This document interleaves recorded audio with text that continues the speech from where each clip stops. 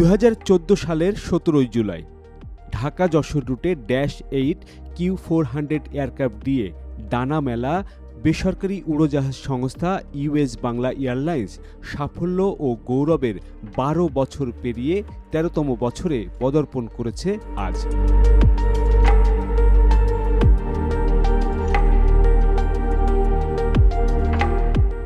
দেশের অন্যতম বেসরকারি বিমান সংস্থা ইউএস বাংলার বহরে বর্তমানে রয়েছে 25টি এয়ারক্রাফট। অভ্যন্তরীণ ও আন্তর্জাতিক মিলিয়ে মোট 20টি গন্তব্যে সফলভাবে ফ্লাইট পরিচালনা করছে। ইউএস বাংলার প্রতিষ্ঠা বার্ষিকীর আজকের এই দিনে অনেক অনেক শুভেচ্ছা ও অভিনন্দন। একযুগ পূর্তি উপলক্ষে 17 জুলাই শুক্রবার ইউএস বাংলা এয়ারলাইন্সের পক্ষ থেকে সব শুভানুধ্যায়ী যাত্রী এবং অংশীজনদের আন্তরিক শুভেচ্ছা ও অভিনন্দন জানানো হয়েছে। যাত্রার শুরু থেকেই ইউএস বাংলা এভিয়েশন শিল্পে অনন্য রেকর্ড গড়েছে। বর্তমানে বিমান সংস্থাটির বহরে 3টি এয়ারবাস 330-300 এবং 9টি বোয়িং 737-800 সহ মোট 25টি এয়ারক্রাফট রয়েছে। শুরু থেকেই এখন পর্যন্ত 90% বেশি অন টাইম ফ্লাইট পরিচালনার গৌরবময় রেকর্ড ধরে রেখেছে প্রতিষ্ঠানটি।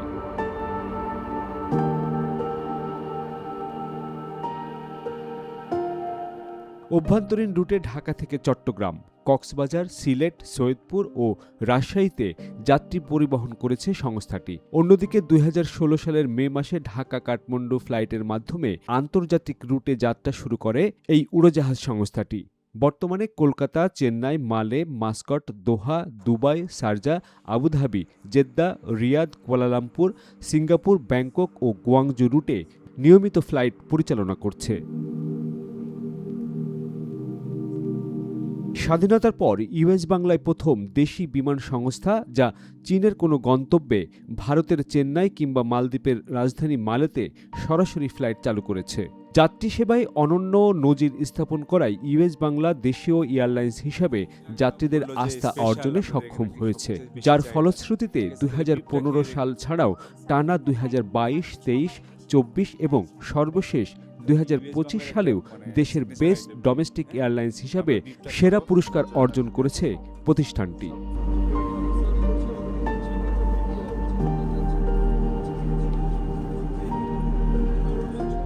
ভবিষ্যৎ বহর ও নেটওয়ার্ক সম্প্রসারণে এক মেগা পরিকল্পনা হাতে নিয়েছে ইউএস বাংলা। 2027 সালের মধ্যে তাদের বহরে আরও 15টি বোয়িং 737-8 এবং 6টি বোয়িং 737-800 নেক্সট জেনারেশন এয়ারক্রাফট যুক্ত হতে যাচ্ছে।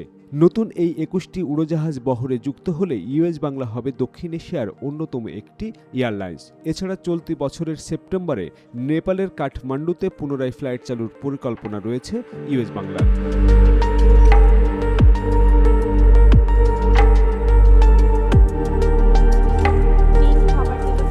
প্রবাসী বাংলাদেশিদের চাহিদাকে প্রাধান্য দিয়ে 2027 সালের মধ্যে মধ্যপ্রাচ্যের কুয়েত, বাহরাইন, মদিনা, দাম্মাম, এশিয়ার কলম্বো, জোহরবারু, পেনাং ও হংকং রুটে ফ্লাইট শুরুর প্রত্যাশা করছে সংস্থাটি।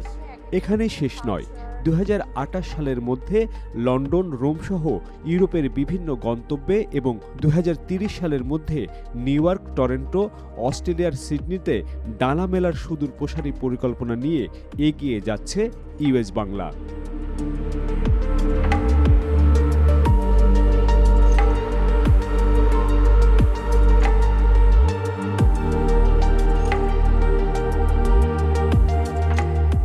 দশটা দেশের 14টা ডেস্টিনেশন ফ্লাইট অপারেট করছে।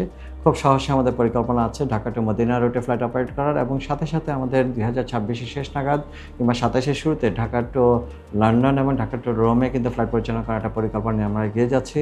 আপনাকে এটাও জানিয়ে রাখি 2028 নাগাদ আমাদের প্ল্যান আছে ঢাকা টু টরন্টো এবং নিউ ইয়র্ক রুটে ফ্লাইট অপারেট করার। এবং আরেকটা ডেস্টিনেশন যেটা আপনি মানে শুনলে খুশি হবেন, যেটা বাংলাদেশি প্রবাসীরা বিশেষ করে স্টুডেন্টদের একটা আধিপত্য আছে, আধিক্য আছে সেখানে হচ্ছে ঢাকা টু সিডনি। অস্ট্রেলিয়াতে বেশ কিছু বাংলাদেশিরা এখন অবস্থান করছে এবং তাদের কাছ থেকে একটা ডিমান্ড আছে বাংলাদেশি কেরিয়ারটা যেন তারা ফ্লাই করতে পারে, ডিরেক্ট ফ্লাইট।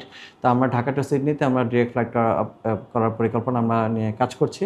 সব কিছু মিলে আমাদের আসলে বহরকে যেমন সমৃদ্ধ করতে যাচ্ছে এবং চলতি বছর আমি বলবো যে খুব শর্টলি আমাদের বহরে হয়তো আরও 3টা এয়ারবাস 330 নিয়ে আমরা কাজ করছি, যেটা আমাদের প্যাসেঞ্জারের মধ্যে ডিমান্ড আছে, সেই ডিমান্ডটাকে ফুলফিল করার জন্য আমরা এই কাজগুলো করছি।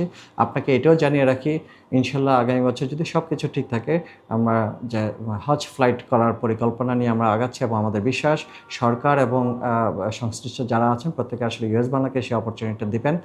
ইউএস বাংলা যে শুধু তাদের বহর সম্প্রসারণ করছে তা কিন্তু না, তারা তাদের যে মার্কেটিং পলিসি সেটিও কিন্তু এরই মধ্যে ডেভেলপ করতে শুরু করেছে। তারা বিভিন্ন সেক্টরে তাদের কর্মী নিয়োগ করা শুরু করেছেন এবং তাদের এই যে বিশাল বড় একটি মার্কেট রয়েছে সেই মার্কেটটি কিভাবে আরও বেশি ডেভেলপ করা যায়, যাত্রীদের কাছে কিভাবে যাত্রী বান্ধব একটি এয়ারলাইন্স হিসাবে প্রতিষ্ঠিত করা যায়, যাত্রী সেবার মান কিভাবে বাড়ানো যায়, সেটি নিয়ে তারা কাজ করা শুরু করেছে বলে একেবারে টপ লেভেলের ম্যানেজমেন্টের যারা রয়েছে তাদের সঙ্গে আমার কথা হয়েছে এবং তারা বলেছেন যে উন্নত যাত্রী সেবা, আন্তর্জাতিক মানদণ্ড বজায় রেখে তারা কিন্তু যাত্রী সেবাটি দিতে চায় এবং টিকিটের মূল্য সাধারণ যাত্রীদের নাগালের ভিতরেই তারা রাখতে চায়। এটি তাদের মূল উদ্দেশ্য।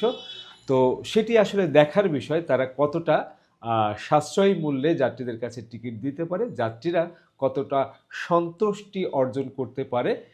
তাদের এয়ারবাসের যে অভিজ্ঞতা, এয়ারবাস তাদের বহরে যুক্ত যখন হলো তখন থেকে কিন্তু তাদের মার্কেটিং পলিসি অনেকটাই চেঞ্জ হয়ে গেছে এবং যাত্রীদের সন্তুষ্টি আসা শুরু করেছে এবং তারা সেই নেপাল দুর্ঘটনার পরে যেভাবে পিছিয়ে পড়েছিল সেখান থেকে ঘুরে দাঁড়ানো একটি এয়ারলাইন্সের এটি বিশাল বড় একটা সফলতা।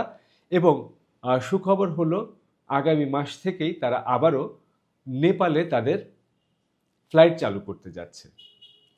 এই যে ঘুরে দাঁড়ানো একটি এয়ারলাইন্স একদম মুখ থুবড়ে পড়া অবস্থা থেকে খাদের কিনারা থেকে উঠে আসা, এটি বাংলাদেশের জন্য বিশাল বড় একটি পাওয়া।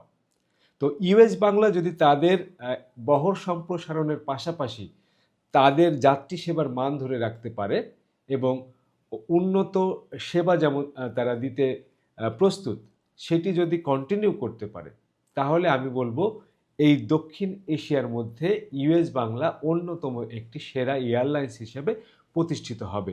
এই প্রতিযোগিতার বাজারে তাদেরকে অবশ্যই টিকে থাকতে হলে বহর সম্প্রসারণের পাশাপাশি সেবার মানটা অবশ্যই বাড়াতে হবে। আশা রাখি সেদিকে ইউএস বাংলা কর্তৃপক্ষ সদাই দৃষ্টি দিবেন এবং যাত্রীদের কাছ থেকে যাত্রীদের চাহিদা কি সেগুলো বোঝার চেষ্টা করবেন। তো ভিউয়ার্স, আজকের এই ভিডিওটি আপনাদের কেমন লেগেছে অবশ্যই কমেন্ট বক্সে লিখে জানাবেন। আপনার মতামত আমার কাছে সবচেয়ে গুরুত্বপূর্ণ। আপনাদের পরামর্শ অনুযায়ী আগামী দিনগুলোতে ভিডিও বানাতে চাই। আপনারা কী ধরনের ভিডিও দেখতে চান সেটিও কমেন্ট বক্সে লিখে জানাবেন। আমি চেষ্টা করব আমার সাধ্যমতো সেই ধরনের ভিডিও তৈরি করার। তো ভিউয়ার্স, ভালো থাকবেন, দেখা হবে আবারও নতুন কোনো ভিডিওতে। সে পর্যন্ত সুস্থ থাকুন, নিরাপদে থাকুন আর নিরাপদে ভ্রমণ করুন। From the runway to the skies, this is where our aviation story begins. Aircraft, airports, and thrilling journeys all in Bangla for the world. Discover the wonders of aviation, the known, the unknown, and the stories that make the skies come alive. And salute to Bangladesh's remittance warriors, our heroes abroad, keeping the nation moving forward. I am Jolhas Kabir. Welcome to the skies and to the stories that truly matter.